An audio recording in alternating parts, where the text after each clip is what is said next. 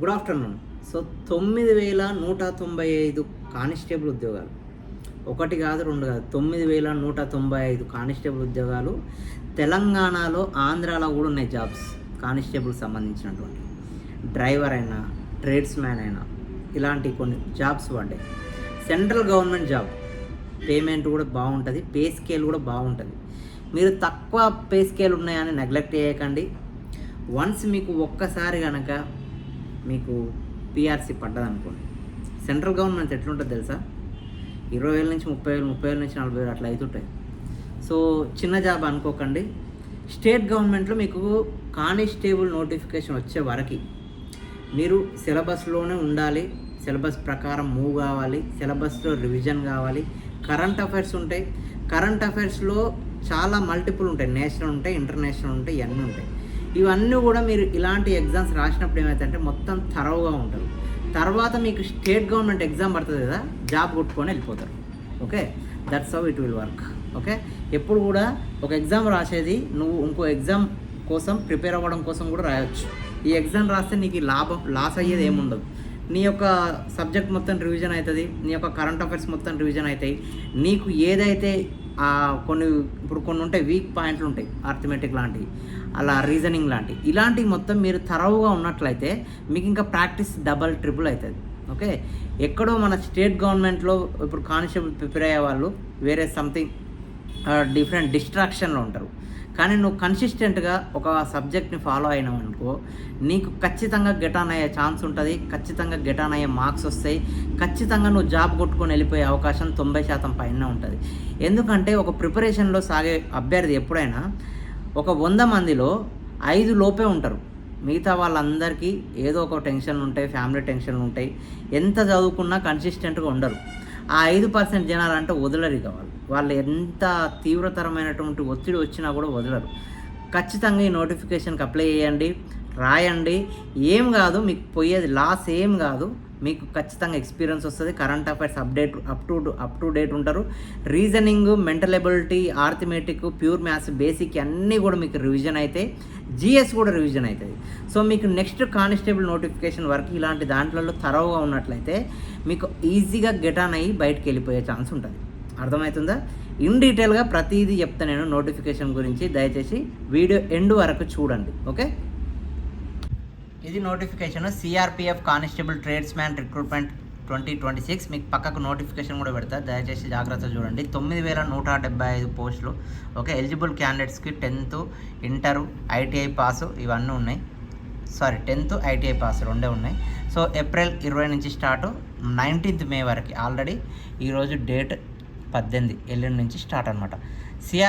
CRPF okay, constable tradesman recruitment 2026 notification ఇదనమాట. So 10th ITI can apply. Okay, so దీనిలో efficiency test మీ అన్నీ మీకు already last time explain చేసిన. పిహెచ్టీ ఉంటుంది ఖచ్చితంగా, physical standard test.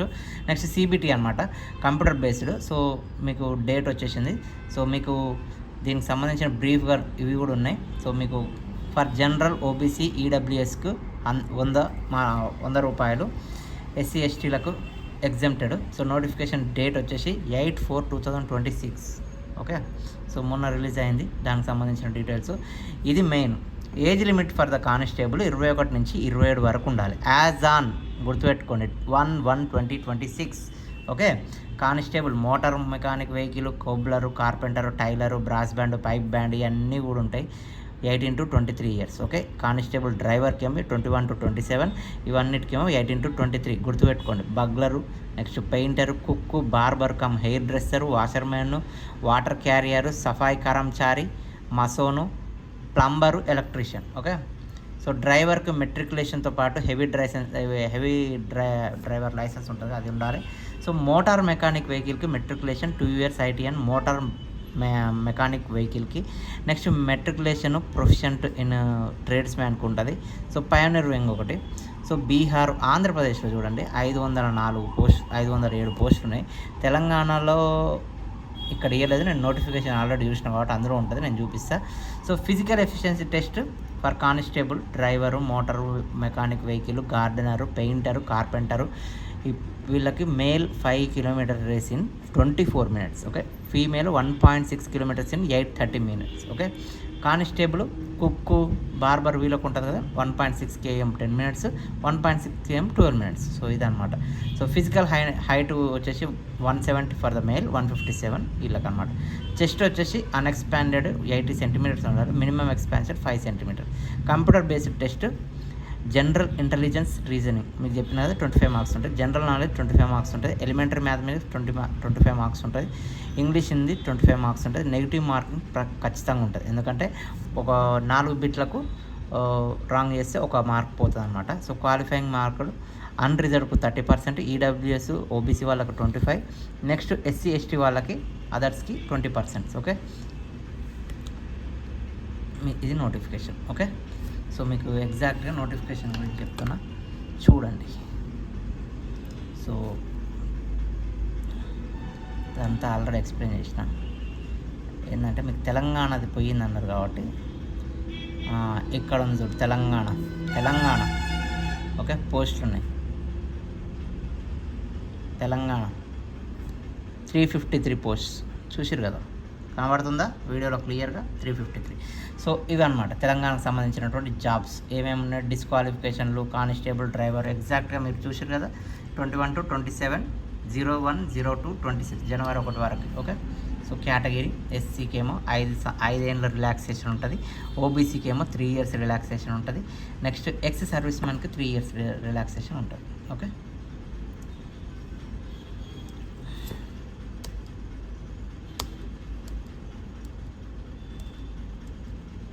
Education qualification ఇగో మినిమం మెట్రికులేషన్. నేను డ్రైవర్ హెవీ లైసెన్స్ ఉన్నాను కదా డ్రైవర్కి, అదనమాట. మోటార్ మెకానిక్ వెహికల్కి ఈ ఐటీఐ ఉంది కదా 10+2 matriculation or 10th pass or 10+ in 10+2 examination system. Okay, next ego for all trades man minimum matriculation equal to recognised board. Okay, టెక్నికల్గా ఏమో professional work in respective trades. Okay, trades అంటే దానికి సంబంధించింది అనమాట. ఎలక్ట్రీషియన్ పోస్టులు కూడా ఉన్నాయి. ఐటీఐ చేసిన వాళ్ళకి మంచి ఇదనమాట, ఎందుకంటే మీకు సెంట్రల్ గవర్నమెంట్ జాబ్ అంటే ఎంత బాగుంటుంది అనుకుంటున్నాను. ఫిజికల్ ఎఫిషియన్సీ టెస్ట్ ఆల్రెడీ చెప్పినా కదా. సిలబస్ ఒకటి చూపిద్దామని చూస్తున్నాను. ఇంకో ఇది సిలబస్ చూసిరు కదా. General intelligence and reasoning, general knowledge, elementary mathematics, next వచ్చేసి Hindi or English 2 hours, 0.25 marks negative marks. Okay, so దయచేసి ఖచ్చితంగా అప్లై చేయండి. మీకు ఇందులో ప్రిపరేషన్ ఉంటే మీకు చాలా హెల్ప్ఫుల్ అవుతుంది. ఓకే, తరోగా ఉండండి జిఎస్లో. ఓకే, కరెంట్ అఫైర్స్ మంచిగా అప్డేట్ ఉండండి. ఇవన్నీ కూడా మీకు అప్కమింగ్ కానిస్టేబుల్ ఎగ్జామ్లో పనికొస్తుంది. నాలెడ్జ్ అనేది ఎప్పుడు కూడా చెరిగిపోదు. ఓకేనా, ఖచ్చితంగా మీకు జాబ్ అనేది 100% వస్తుంది.